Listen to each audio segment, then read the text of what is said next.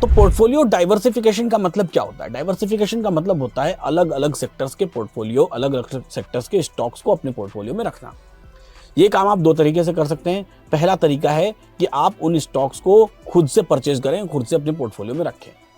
तो मैंने इसी ड्यूरेशन में मैंने दो डेटा पॉइंट लिया है। एक डेटा पॉइंट लिया है 2 सितंबर 2024। ये निफ्टी की हाई बिल्कुल भी नहीं थी। आप जाके निफ्टी की हाई चेक कर लीजिएगा, और निफ्टी की हाई मैं आपको अपनी स्क्रीन पर भी चेक करवा देता हूँ। निफ्टी की हाई लगाई थी 27 सितंबर 2024 को। तो मैंने हाई वाला डेटा नहीं लिया है बिल्कुल भी निफ्टी का, कि जिस दिन निफ्टी पीक पर थी उस दिन मैं स्टॉक्स का डेटा ले रहा हूँ, नहीं।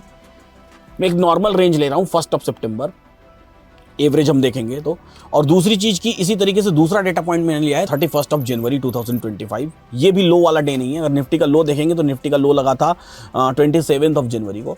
31 जनवरी का हमने डेटा लिया हुआ है। 2 सितंबर से लेकर के 31 जनवरी। 2 सितंबर क्यों? क्योंकि 1 सितंबर को छुट्टी थी।